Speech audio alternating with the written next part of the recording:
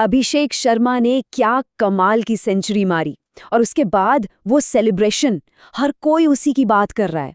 अब पहली नजर में तो लगा कि ठीक है, एक नॉर्मल सा जेस्चर है, लेकिन नहीं, उसके पीछे ना एक गहरा मतलब छिपा था और मुझे लगता है बहुत ही कम लोगों ने उसे समझा होगा। तो चलो आज उसी राज से पर्दा उठाते हैं।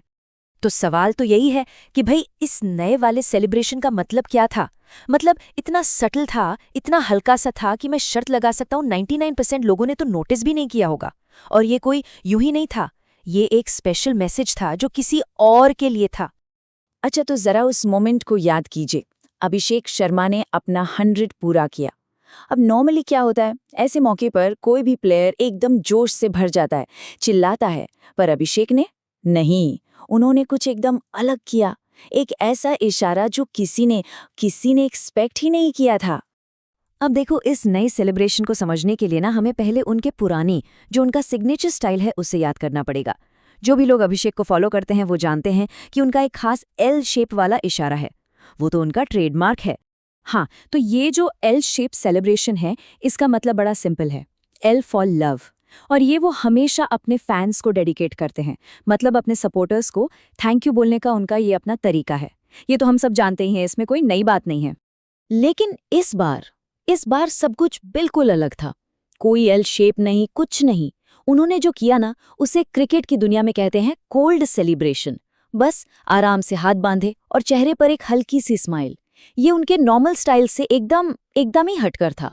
तो अब आप फर्क देख रहे हैं, एक तरफ वो जोशीला एल शेप, जिसका मतलब हमें मालूम है फैंस के लिए प्यार, और दूसरी तरफ ये एकदम शांत हाथ बांधकर मुस्कुराना, और इसके आगे लगा है एक बड़ा सा क्वेश्चन मार्क।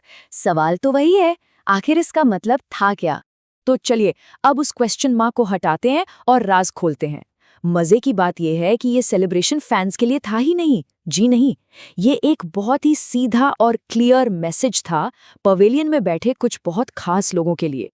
और वो खास लोग कौन थे? वो थे उनके कोच जेम्स फ्रैंकलिन और गेंदबाजी के लेजेंड मुथैया मुरलीधरन। जी हाँ, आपने सही सुना। वो शान सा इशारा सीधा उनके कोचिंग स्टाफ के लिए था। पर सवाल है क्यों? आखिर ऐसा क्या कहा था उन्होंने? और ये रही वो सलाह जिसने सारा गेम बदल दिया।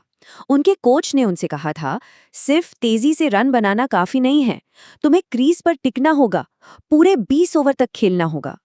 बस यही वो एक बात थी जो उन्हें मैच से ठीक पहले समझाई गई थी।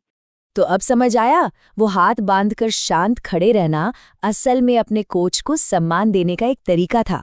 ये अभिषेक का बिना कुछ बोले ये कहने का तरीका था कि कोच, आपकी सलाह मैंने सुन ली, समझ ली, और ये देखिए मैंने करके भी दिखा दिया। ये सिर्फ एक सेलिब्रेशन नहीं था, ये एक यंग प्लेयर के मैच्योर होने का साइन था। ये दिखाता है कि अब वो सिर्फ बड़े बड़े छक्के मारने वाला खिलाड़ी नहीं रहा, बल्कि जिम्मेदारी लेना भी सीख गया है। तो पूरी कहानी को अगर हम शॉर्ट में समझे तो ये है, स्टेप 1, कोच ने सलाह दी, पूरे 20 ओवर खेलो। स्टेप 2, अभिषेक ने उस सलाह को माना और सेंचुरी मारने के बाद इस शांत सेलिब्रेशन से कहा, मैसेज मिल गया। है ना कमाल की बात? कैसे मैदान पर किया गया एक छोटा सा इशारा एक खिलाड़ी की पूरी सोच और उसके गेम में आए एक बहुत बड़े बदलाव की कहानी बता देता है। तो अब सबसे बड़ा और मजेदार सवाल ये है कि अगली बार जब अभिषेक शर्मा सेंचुरी मारेंगे तो हमें कौन सा सेलिब्रेशन देखने को मिलेगा? क्या वो अपने पुराने फैंस के लिए एल शेप वाले स्टाइल पर वापस जाएंगे, या फिर हमें कोई और नया सीक्रेट मैसेज देखने को मिलेगा?